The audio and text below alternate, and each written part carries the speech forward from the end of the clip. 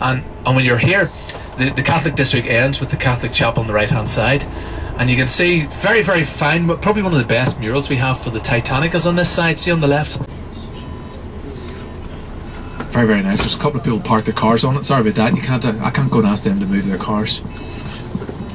Here, see that? Because the Catholic Church at the beginning of the peace process, as a symbol of the peace process, took their fence down outside the Catholic chapel. Now this is used as a bit of a battleground between the Catholic people over there and the Protestant people over here, and so they all have to have grills in their windows to protect themselves on both sides from missiles going back. The roofs, those were changed last summer.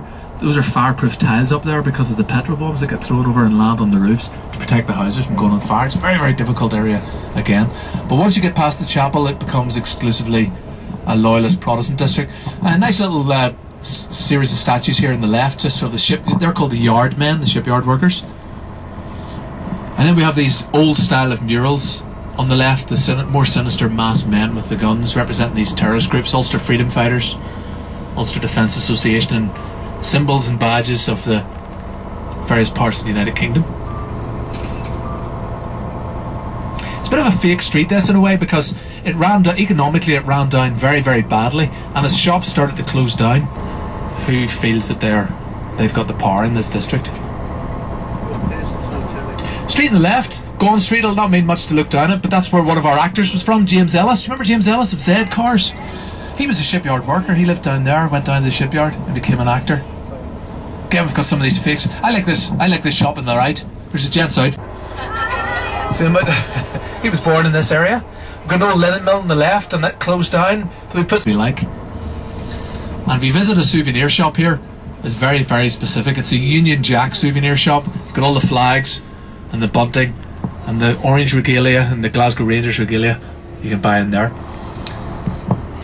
Edward Harland and Gustav Wolff, of course, they ran the shipyard. Gustav Wolff opened up what became the world's largest rope making facilities. And could you imagine Belfast during the Second World War? We had all the Sunderland flam boats, the Stirling bombers in our aircraft factory, all the ships in the shipyard. The linen mills were making the parachutes. The rope works, which was all along here alongside this river, where McDonald's and the bank are now. There's about 3.5 further. See the library to the left of the library at ground level, and you can see a statue, and the important part of that statue is these opening the door of a wardrobe, and the wardrobe's part of the story. The thingy in the wardrobe, that's it. The Lion, the Witch, and the Wardrobe. C.S. Lewis, Clive Staples. Did you know he's a Belfast man? And if you go up to the north coast, you'll see maybe Dunluce Castle. Dunluce Castle is the Wicked Witch's castle. Now, somebody else bush pit, and there's no flags, there's no murals, and nobody's driveway leads between them, and for security reasons he had his it's sort of caught up in the flagpole there, so he's the only person who shows off his politics in there. You've all heard of Ian Paisley, of course, yeah? Our new parliament at Stormont, so Ian Paisley joined it.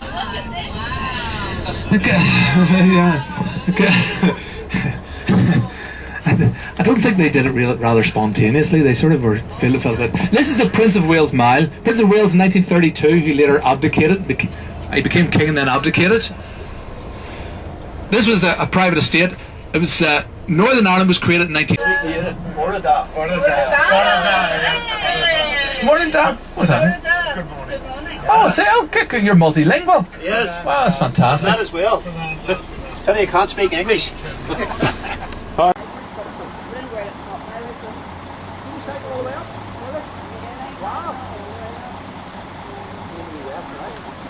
There, and it's just a fantastic place. We've had pop concerts and all sorts of things, and they then had to go into negotiations. He led the Protestant resistance against the independence of Ireland, but after the First World War he had to negotiate with Michael Collins and Eamon de Valera, and it was decided that a border should be drawn, Northern Ireland to the northeast corner, with 6 counties, each of which had a Protestant majority, was allowed to remain within the United Kingdom, and the other 26 counties to the west and to the south. We decided from the beginning, from 1921, to have our own regional parliament. Enormous number, but we wanted to make sure that everybody in the country felt they had a politician to represent them. And we've had an unusual system of parliament, which I'll tell you about later on.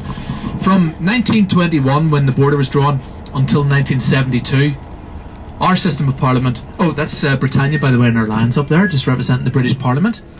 And then we've some gods and goddesses representing Irish linen and government. Portland stone again, 6 pillars to represent the 6 counties of Northern Ireland. Who were normally English people who made law for Northern Ireland. Parliament later on, but for now what I want to show you is our Peace Memorial Garden.